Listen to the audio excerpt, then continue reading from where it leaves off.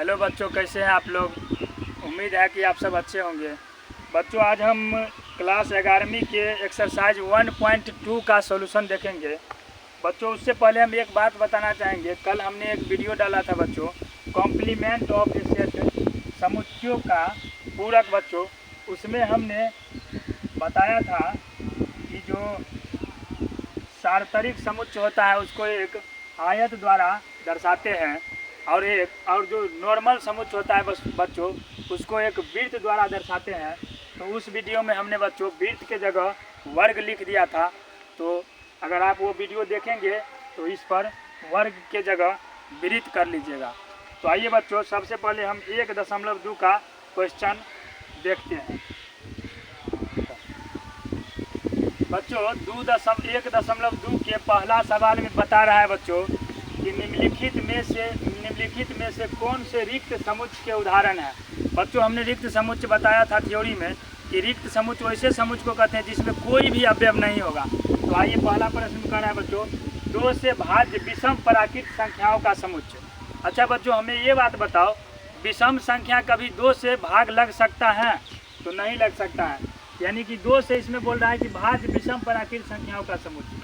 कह रहा है कि ऐसा समुच्चय है कि 2 से भाज्य है, वो भी विषम प्राकृत संख्या। ये कभी भी ऐसा कोई समुच्चय बन ही नहीं सकता है बच्चों जो विषम संख्या 2 से भाज्य होगा। तो इसको हम बोल सकते हैं बच्चों कि रिक्त समुच्चय है, क्योंकि इसमें एक भी अवयव ऐसा समुच्चय बनेगा जिसमें एक भी अवयव नहीं आएगा, तो उसको रिक्त समुच्चय कह सकते हैं। उसमें जब एक भी अवयव नहीं आएगा तो रिक्त समुच्चय है बच्चों। अब दूसरे सवाल पर आते हैं बच्चों। अब दूसरा सवाल में बता रहा है कि सम अभाज्य संख्याओं का समुच्चय। अब बताओ बच्चों, सम अभाज्य संख्याओं का समुच्चय, इसमें क्या सम अभाज्य संख्या में क्या एक भी ऐसा है अवयव जो इसमें आ जाएगा? अगर नहीं आएगा तो रिक्त समुच्चय होगा, अगर आ जाता है तो वो रिक्त समुच्चय नहीं होगा। तो हम जब देखेंगे सम अभाज्य संख्याओं का समुच्चय में, तो बच्चों इसमें 2 आ जाएगा, क्योंकि 2 क्या है? सम अभाज्य संख्या है। और इसका समुच्चय अगर इसमें एक अवयव आ गया तो इसका मतलब बच्चों ये क्या एम्प्टी सेट यानी कि रिक्त समुच्चय नहीं है। तो इसमें लिख सकते हैं यह रिक्त समुच्चय यानी कि रिक्त समुच्चय नहीं है, रिक्त समुच्चय नहीं है। अब बच्चों तीसरे सवाल पर आते हैं। बच्चों, अब तीसरा सवाल में कह रहा है कि x सच दैट x एक प्राकृत संख्या, यानी कि x एक प्राकृत संख्या है। उसके लिए कुछ शर्त दिया गया है कि x जो है न 5 से छोटा है, और फिर साथ ही साथ ये भी बोल दिया है कि x एक बार 5 से छोटा बोले दिया है, और फिर बोल दिया है x जो है न 7 से बड़ा है। अब हमें ये बात बताओ बच्चों, क्या x का 2 मान आएगा? 2 मान में देखो, x एक बार बोल रहा है कि 5 से हम छोटे हैं, एक बार बोल रहा है 5 से छोटे में 1 2 3 4 आ जाएगा, लेकिन एक बार कह रहा है कि 7 से हम बड़ा है। ये कैसे हो गया भाई? ये तो एकदम बिल्कुल नहीं होने वाला है, इसमें एक भी अवयव नहीं आएगा। अतः यह हम कह सकते हैं कि यह क्या है? रिक्त समुच्चय है। रिक्त समुच्चय में क्या होता है कि उसमें एक भी अवयव मौजूद नहीं रहता है। तो इसमें लिख सकते हैं कि रिक्त समुच्चय है, क्योंकि इसमें एक भी अवयव नहीं आया है, रिक्त समुच्चय है। अब बच्चों चौथा सवाल पर आ जाते हैं हम लोग। बच्चों, अब चौथा में कह रहा है कि y सच दैट y किन्हीं भी 2 समांतर रेखाओं का उभयनिष्ठ बिंदु है। अब हमें बताओ बच्चों, अगर 2 समांतर रेखा हम लिखते हैं तो उसका क्या उभयनिष्ठ बिंदु आ सकता है? कभी नहीं आएगा। देखो यहाँ पर उभयनिष्ठ बिंदु मतलब आता है इसमें कभी क्या एक दूसरे के संपर्क में आया? इसका मतलब क्या हुआ? ये एक दूसरे के जब समांतर रेखा लिखे तो क्या ये संपर्क में है? तो नहीं है संपर्क में। इसका मतलब ऐसा समुच्चय बनेगा जिसमें कोई भी अवयव नहीं होगा। तो इसमें लिए लिख सकते हैं ये रिक्त समुच्चय है, रिक्त समुच्चय है। अब बच्चों 1.2 के प्रश्न संख्या 2 में चलते हैं। बच्चों, अब 1.2 के दूसरा सवाल में बता रहा है कि निम्नलिखित समुच्चयों में कौन परिमित और कौन अपरिमित है। बच्चों, हमने थ्योरी में बताए थे कि परिमित जब होगा, परिमित समुच्चय ऐसे समुच्चय को कहेंगे जिसमें क्या होगा? अवयव का संख्या एकदम निश्चित होगा, यानी कि उसको हम गिन सकते हैं। लेकिन जब अपरिमित होगा तो अपरिमित में हम बच्चों अवयवों के संख्या को नहीं गिन सकते हैं। तो आइए बच्चों, पहला में कह रहा है वर्ष के महीनों का समुच्चय।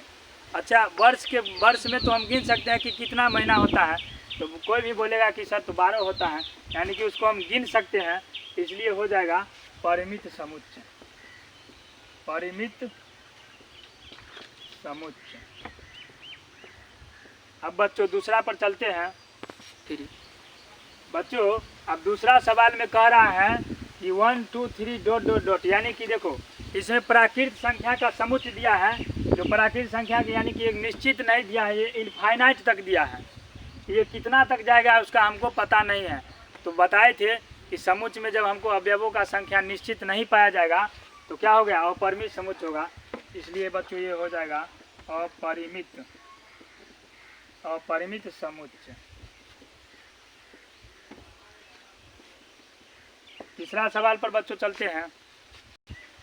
बच्चों अब तीसरा सवाल में कह रहा है कि 1 2 3 डॉट डॉट डॉट 99 100, यानी कि देखो बच्चों इसमें 1 से लेकर के 100 के बीच में ही आएगा अवयव। ये डॉट डॉट दिया है, इसका मतलब है कि 3 के बाद 4 5 6 98 तक, उसके बाद 99 100, यानी कि इसमें बच्चों समुच्चय के अवयव को हम गिन सकते हैं। इसलिए कह सकते हैं बच्चों ये क्या है, परिमित समुच्चय है। परिमित समुच्चय है। अब बच्चों चौथा सवाल पर हम लोग चलते हैं। बच्चों अब चौथा सवाल में बता रहा है कि 100 से बड़े धन पूर्णांकों का समुच्चय। अच्छा एक बात बताओ, पूर्णांकों यानी कि धन पूर्णांक बता रहा है 100 से बड़ा। पूर्णांक में धन और ऋण दोनों आता है, लेकिन इसमें 100 से बड़ा सिर्फ धन पूर्णांक बता रहा है। तो 100 से बड़ा लिखेंगे बच्चों, 101 102 103 कितना चला जाएगा आगे हमको अवयव का पता नहीं है, इसलिए बच्चों हो जाएगा अपरिमित समुच्चय। अपरिमित समुच्चय। अब बच्चों नेक्स्ट सवाल पर चलते हैं। बच्चों अब पांचवा सवाल में कह रहा है कि 99 से छोटे अभाज्य पूर्णांकों का समुच्चय। अभाज्य बताए थे बच्चों किसको कहते हैं, अभाज्य में होता है कि जो संख्या एक और स्वयं के अलावा किसी अन्य से विभाजित नहीं होता है, वही अभाज्य संख्या हो गया। तो इसमें बता रहा है 99 से छोटे अभाज्य पूर्णांक, उसको तो निश्चित तौर पर से हम गिन सकते हैं बच्चों कि कितना है और नहीं है। तो ये हो जाएगा बच्चों, जब गिन सकते हैं तब ये हो जाएगा परिमित समुच्चय। परिमित समुच्चय। अब बच्चों हम लोग तीसरा सवाल पर चलते हैं। बच्चों तीसरा प्रश्न कर रहा है कि निम्नलिखित समुच्चयों में से प्रत्येक के लिए बताइए कौन परिमित है और कौन अपरिमित। वही बात है बच्चों, जो दूसरा प्रश्न पूछ रहा था वही तीसरा भी कर रहा है। तो तीसरा के पहला में है बच्चों एक्स अक्ष के समांतर रेखाओं का समुच्चय। इसमें बता रहा है कि ये बताइए कि एक्स अक्ष के जब समांतर रेखा खींचेंगे तो उसका परिमित होगा या अपरिमित। जैसे मान के चलो ये बच्चों एक्स अक्ष हो गया, ये एक्स अक्ष हो गया, एक्स अक्ष। तो क्या बच्चों इसके समांतर हम रेखा खींचेंगे तो क्या इसको हम गिन सकते हैं? ये इन्फिनिटी तक यानी कि इतना रेखा खींच देंगे, इसको हमको गिनना मुश्किल हो जाएगा। इसलिए बच्चों ये हो जाएगा अपरिमित। अपरिमित समुच्चय। अब बच्चों तीसरा के दूसरा प्रश्न पर चलते हैं। बच्चों दूसरा प्रश्न कह रहा है अंग्रेजी वर्णमाला के अक्षरों का समुच्चय। तो बच्चों अंग्रेजी वर्णमाला में 1 से लेकर के यानी कि जेड तक, ए से जेड तक होता है, यानी 26 लेटर होता है, उसको हम निश्चित तौर पर गिन सकते हैं। इसलिए हम इसको बोल सकते हैं कि ये जो है सो परिमित समुच्चय है। परिमित समुच्चय है। अब बच्चों प्रश्न संख्या तीसरा पर चलते हैं। बच्चों तीसरा में अब तीसरा में कह रहा है कि उन संख्याओं का समुच्चय जो 5 के गुणज है। बच्चों 5 का गुणज क्या हम इसको गिन सकते हैं? तो कहोगे सर इसको तो गिनना मुश्किल हो जाएगा, क्योंकि 5 10 15 20 25 कितना तक चला जाएगा ये बताना मुश्किल है। इसलिए बच्चों ये हो जाएगा अपरिमित समुच्चय। अब बच्चों प्रश्न संख्या चौथा पर चलते हैं। बच्चों अब चौथा सवाल में कह रहा है कि पृथ्वी पर रहने वाले जानवरों का समुच्चय। क्या इसको हम गिन सकते हैं? बच्चों एकदम गिन सकते हैं, क्योंकि वेद पुराण में भी बताया गया है कि 84 लाख योनि कैसे गिन के कोई न कोई बताया होगा। तो कह सकते हैं बच्चों कि पृथ्वी पर रहने वाले जानवरों का समुच्चय को हम लोग गिन सकते हैं। इसलिए हो जाएगा परिमित समुच्चय। समुच्चय। अब बच्चों हम लोग परिमित में बच्चों इसमें मूल बिंदु 0,0 से होकर जाने वाले वृत्तों का समुच्चय पूछ रहा है पांचवा में। तो बच्चों यहाँ पर देखो मूल बिंदु किसको कहते हैं, ये तो एक्स अक्ष हो गया और ये वाई अक्ष हो गया। तो बच्चों ये हो गया आपका मूल बिंदु 0 और 0। कह रहा यहाँ से गुजरने वाले वृत्तों का समुच्चय क्या अपरिमित है कि परिमित। क्या बच्चों यहाँ से हम कितना वृत्त खींच देंगे, कितना वृत्त खींच देंगे ये बताना हमको मुश्किल है, ये बताना मुश्किल है, क्योंकि यहाँ से हम इतना वृत्त खींच सकते हैं जिसको हमको बनाना, यहीं से सारा वृत्त खींचा जा सकता है। ये गिन सकते हैं, कभी नहीं गिन सकते हैं। इसलिए बच्चों ये हो जाएगा अपरिमित, अपरिमित समुच्चय।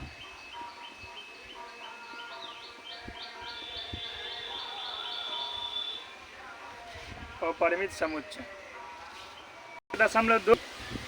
बच्चों हमारा 1.2 का 3 तक सॉल्यूशन हो गया।